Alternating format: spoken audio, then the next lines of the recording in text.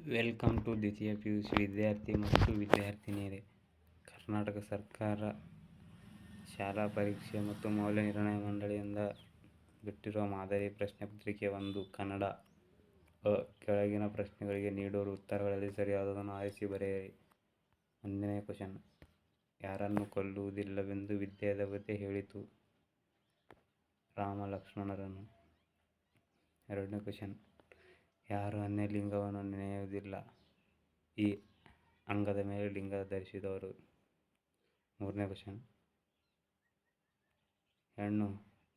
ಹೆಣ್ಣು ಹರಿಬೇಕು ಸುಗತ ಮಣ್ಣನಾಜ್ಞೆಯ ಮೀರಿ ಕುಂತಿಯ ಚಿನ್ನ ಬದುಕಿನೆಂದು ನುಡಿದವರು ಕುಜನಾದರು. ಈ ಪದ್ಯಭಾಗದಲ್ಲಿ ಬರುವ ಕುಂತಿಯ ಚಿನ್ನ ಯಾರು? ಆ. ಭೀಮ. 4ನೇ ಕ್ವಶನ್. ಜಾಲಿಯ ರಸ ಸ್ವಾದ ಹೇಗಿರುತ್ತದೆ? ಈ ವಿಷದಂತಿರುತ್ತದೆ. 5ನೇ ಕ್ವಶನ್. ಯಾವುದು ಚಿಂತನೆ ಮುಳುಗಿರಲು ಎಂದು ಕವಿ ಆಶ್ವಾಸಿಸಿದ್ದಾನೆ? ಮುಪ್ಪು. 6ನೇ ಕ್ವಶನ್ಗೆ ಕರೆಕ್ಟ್ ಆನ್ಸರ್ ಈ ಆಗಿರುತ್ತದೆ. 7ನೇ ಕ್ವಶನ್. ಯಾವ ಕಥೆ ಹೇಳಬೇಕೆಂದು ಮನೋರಮೆ ಹೇಳಿದಳು? ರಾಮಶ್ವಮೇಧ. ನಾಗರಾಜ ಕೋವಿ ಹಿಡಿದು ಎಲ್ಲಿ ಕುಳಿತಿದ್ದ? ಶಿಕಾರಿ ಗುಂಡಿಯಲ್ಲಿ. 9ನೇ ಕ್ವಶನ್. ಹಳೆಕೊಪ್ಪದ ಸುಬ್ಬಣ್ಣನಿಗೆ ಆನೆಯಿಂದ ತೊಂದರೆ ಕೊಟ್ಟಿಗೆ ಉರುಳಿಸಿದ್ದು? 10ನೇ ಕ್ವಶನ್ಗೆ ಆನ್ಸರ್ ಅಪಾಯಕಾರಿ ಕೆಲಸ. ಏನ್ ಸ್ವಾಮಿ ಸಾಯೋದಕ್ಕೆ ಹೆದರವ ನಾನು ಅಂತ ತಿಳ್ಕೊಂಡ್ರ ಲೈನ್ಮನ್ ಕೆಲಸಕ್ಕೆ ಸೇರಿದ ಮೇಲೆ ಪ್ರಾಣದ ಆಸೆ ಇಟ್ಕೊಂಡ್ರೆ ಆಗುತ್ತಾ? ನಮ್ಮ ಡಿಪಾರ್ಟ್ಮೆಂಟಿನ ಲೈನ್ಮ್ಯಾನ್ ಗಳಾದರೂ ಇವರ ಸರ್ವೀಸ್ ಮುಗಿಸಿ ರಿಟೈರ್ಗಳಿಗೆ ನೋಡಿ ಲೈನ್ಮ್ಯಾನ್ ದುರ್ಗಪ್ಪನ ಮಾತುಗಳು ಆತನ ಕೆಲಸದ ಬಗ್ಗೆ ಏನನ್ನು ಸೂಚಿಸುತ್ತದೆ? ಅಪಾಯಕಾರಿ ಕೆಲಸ ಎಂದು ಸೂಚಿಸುತ್ತದೆ. ಆ. ಬಿಟ್ಟ ಸ್ಥಳ. ಆವರಣದಲ್ಲಿ ಕೊಟ್ಟಿರುವ ಉತ್ತರಗಳಲ್ಲಿ ಸೂಕ್ತವಾದದನ್ನು ಆರಿಸಿ ಬರೆಯಿರಿ.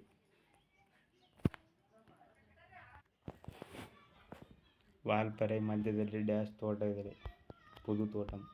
12ನೇ ಕ್ವಶನ್. ತಮ್ಮ ರಾಜ್ಯದಲ್ಲಿ ತಾವೇ ತಬ್ಬಲಿಗಳಾಗಿರುತ್ತವರು ಡ್ಯಾಶ್ ಕನ್ನಡಿಗರು. 13ನೇ ಕ್ವಶನ್. ದಣಿಗಳು ಹೊಳೆಯ ಹೂಳೆತ್ತಲು ಡ್ಯಾಶ್ ಸೂಚಿಸಿದವರು ಕುದುಪನಿಗೆ. 14ನೇ ಕ್ವಶನ್. ಕಲಾಂ ಅವರು ಡ್ಯಾಶ್ ವಿಶ್ವವಿದ್ಯಾನಿಲಯದಲ್ಲಿ ಸಂದರ್ಶನ ಪ್ರೊಫೆಸರ್ ಆಗಿದ್ದರು? ಅಣ್ಣಾಮಲೈ. 15ನೇ ಕ್ವಶನ್. ಬಾಯಿ ಚಪಲ ಡ್ಯಾಶ್ ಜಾಸ್ತಿ ಇರುತ್ತದೆ? ಪೆನ್ಷನ್ದಾರರಿಗೆ. 16ನೇ ಹೊಂದಿಸಿ ಬರೆಯಿರಿ. 16ನೇ ಕ್ವಶನ್. ಅ. ಕೀರ್ತನೆ. ಬಿ. ಮುಂಬೈ ಜಾತಕ. ಇ. ಕೆ. ಎಸ್. ನಿಸಾರ್ ಅಹಮದ್. ಇ. ಹತ್ತಿ ಚಿತ್ತಮುತ್ತು. ಉ. ನಾನೆಂಬ ಮಾಯೆ. ಅ. ಕೀರ್ತನೆ ಕರೆಕ್ಟ್ ಆನ್ಸರ್ ಜಾಲಿಯ ಮರ. ಅ. ಮುಂಬೈ ಜಾತಕ ತೆರೆದ ದಾರಿ. E. K. S. Nisar Ahmed ಸಿಲುಬೆಯಲ್ಲಿದ್ದಾನೆ. ಹತ್ತಿ ಚಿತ್ತಮುತ್ತು ಟಿ. ಯಲ್ಲಪ್ಪ.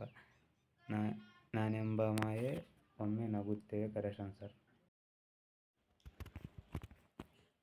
ಈ ಥರ ಯಾವ್ಯಾವ ರೆಡ್ ಮಾರ್ಕ್ಗಳನ್ನು ಹಾಕಿದೆಯೋ ಎಲ್ಲ ಸಹ ಆ್ಯನ್ಯುವಲ್ ಎಕ್ಸಾಮ್ ಬರೋ ಸಾಧ್ಯತೆ ಇರುತ್ತದೆ. ಎಲ್ಲವನ್ನು ನೋಡ್ಕೊಳ್ಳಿ.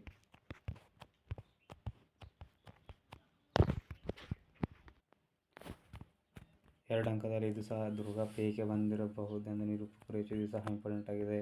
ಹಾಗೆ 27ನೇ ಕ್ವಶನ್. ನಾಗರಾಜ ದುರ್ಗಪ್ಪನ ಮೇಲೆ ಏನೆಂದು ರೇಗಿಸೋಣ? ಇದು ಸಹ ಇಂಪಾರ್ಟೆಂಟ್ ಆಗಿದೆ.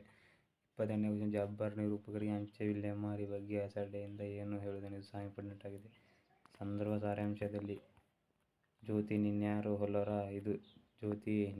ಹೋಲರ ಇದು ಸಹ ಕೃತಿ ಕೆಮ್ಮುವ ಪ್ರಾಣಿ. ಇದು ಸಹ ಇಂಪಾರ್ಟೆಂಟ್ ಆಗಿದೆ.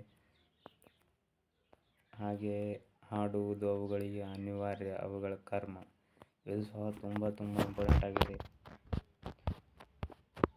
ಇವು ಸಹ ಇಂಪಾರ್ಟೆಂಟ್ ಆಗುತ್ತೆ. ಹಾಗೆ ನೋಡ್ಕೊಳ್ಳಿ. 36ನೇ ಕ್ವಶನ್. ಅಂತ ಈ ಕಂಬದೊಳಗೆ ಏನೋ ಸೇರ್ಕೊಂಡಿದೆ. ಇದು ಸಹ ಇಂಪಾರ್ಟೆಂಟ್ ಆಗಿರುತ್ತದೆ. ಹಾಗೆ 4 ಅಂಕದಲ್ಲಿ ಕಡಲಿನ ಸಲಿಲಂ ತಿಳಿಯುವಂಥದ್ದು. ಕಾವ್ಯ ಭಾಗದಲ್ಲಿ ಕಂಡುಬರುವ ರಾವಣನ ವ್ಯಕ್ತಿತ್ವವನ್ನು ವಿವರಿಸಿ. ಇದು ಸಹ ಇಂಪಾರ್ಟೆಂಟ್ ಆಗಿದೆ. 39ನೇ ಕ್ವಶನ್. ದ್ರೌಪದಿ ಅವಮಾನಕ್ಕೊಳಗಾದ 3 ಪ್ರಸಂಗಗಳು ಸಹ ಇದು ಸಹ ಇಂಪಾರ್ಟೆಂಟ್. ಇವು ಪದ್ಯ ಭಾಗವನ್ನು ಸಹ ನೋಡಿಕೊಳ್ಳಿ. ಇದು ಸಹ ಸುಲಭವಾಗಿ ಬರೆಯಬಹುದು.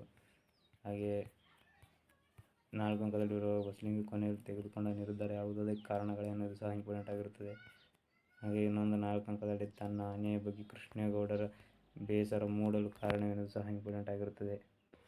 ಭಾಷೆ ಅಭ್ಯಾಸದಲ್ಲಿ ಇವು ಎಲ್ಲವೂ ಇಂಪಾರ್ಟೆಂಟ್ ಆಗಿರುತ್ತವೆ, ನೋಡಿಕೊಳ್ಳಿ ಎಲ್ಲವೂ. ಹಾಗೆ ಪ್ರಬಂಧ ಸಹ ನೋಡಿಕೊಳ್ಳಿ, ಇದು ಸಹ ಇಂಪಾರ್ಟೆಂಟ್ ಆಗಿರುತ್ತದೆ. ಪತ್ರವು ಸಹ ವಿಡಿಯೋ ಮಾಡಿದ್ದೇನೆ, ಹೋಗಿ ನನ್ನ ಚಾನಲ್ಗೆ ಭೇಟಿ ನೀಡಿ ನೋಡಿಕೊಳ್ಳಬಹುದು. ಮತ್ತೆ ಮುಂದಿನ ವಿಡಿಯೋದಲ್ಲಿ ಸಿಗೋಣ.